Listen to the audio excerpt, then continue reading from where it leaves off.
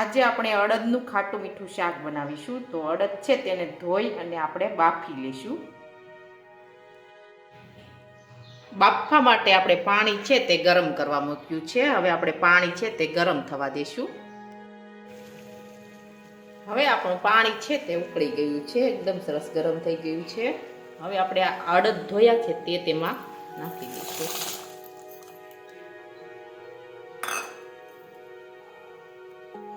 હવે આપણે કુકરનું ઢાંકણ છે તે બંધ કરી દઈશું.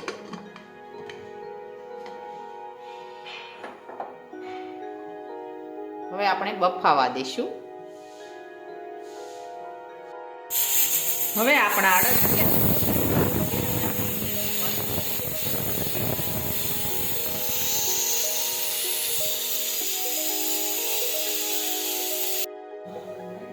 અને આદુ છે તેને આપણે ખમણી દઈશું.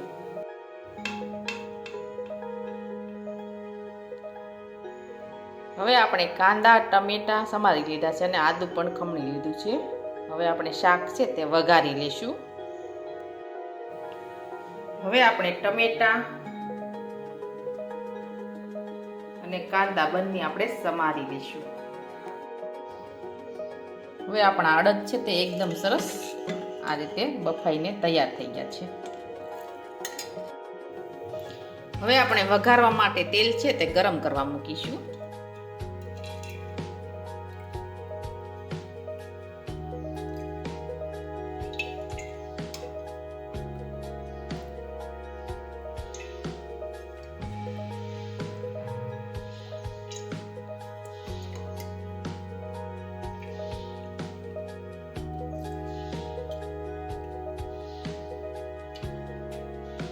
હવે આપણે તેલ છે તે ગરમ થવા દઈશું.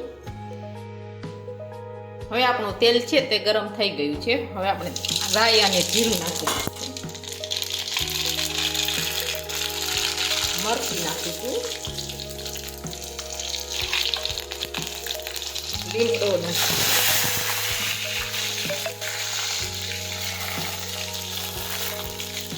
સમારેલા કાંદા નાખી દઈશું.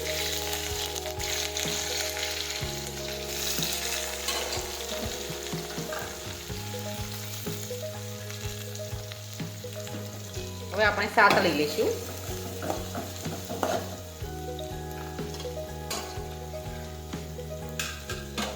હવે આપણે સમારેલા ટમેટા છે તે નાખી દઈશું.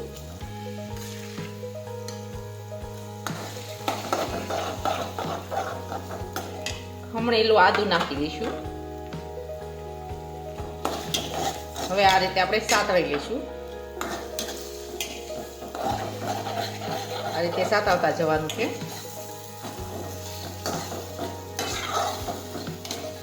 ત્યાં સુધી સડી ન જાય ત્યાં સુધી આ રીતે આપણે સાતળશું.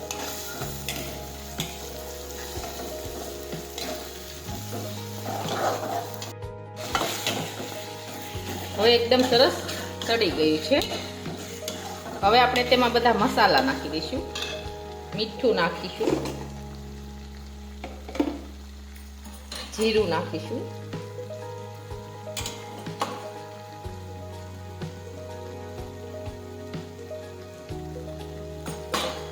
હળદર નાખીશું,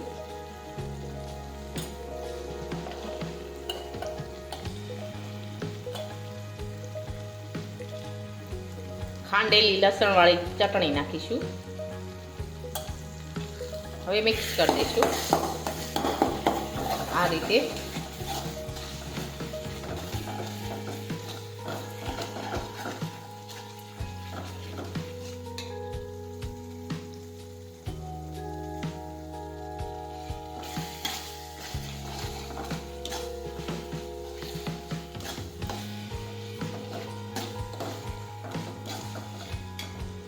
હવે આપણે ખાંડ નાખી દઈશું.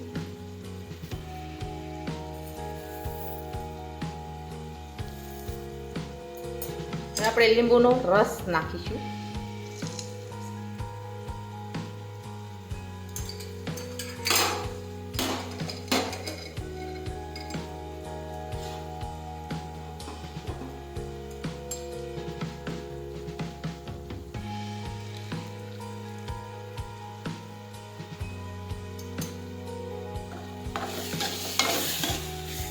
રીતે આપણે મિક્સ કરી દઈશું.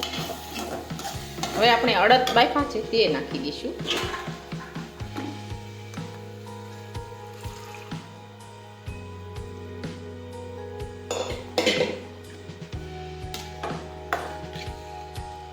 હવે આ રીતે આપણે મિક્સ કરી દઈશું.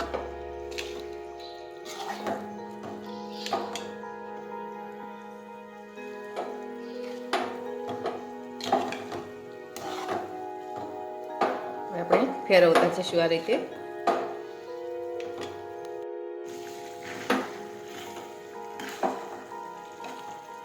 હવે આપણે થોડી છાશ નાખી દઈશું.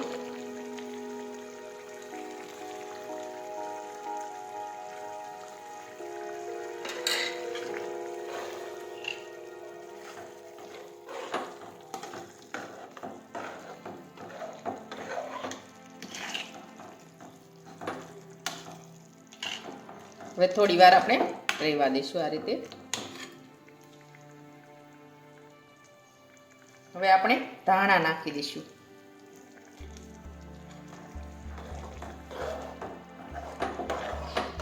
હવે આપણું અડદનું શાક છે તે એકદમ સરસ સડી ગયું છે. હવે આપણે ગેસ છે તે બંધ કરી દઈશું. હવે આપણા ખાટા મીઠા અડદનું શાક છે તે એકદમ સરસ બનીને તૈયાર થઈ ગયું છે. અને અમારો આ વિડીયો ગમે તો મારી JK કુકિંગ્સ એન્ડ હેન્ડવર્ક ચેનલને લાઈક કરો, શેર કરો અને સબસ્ક્રાઈબ કરો.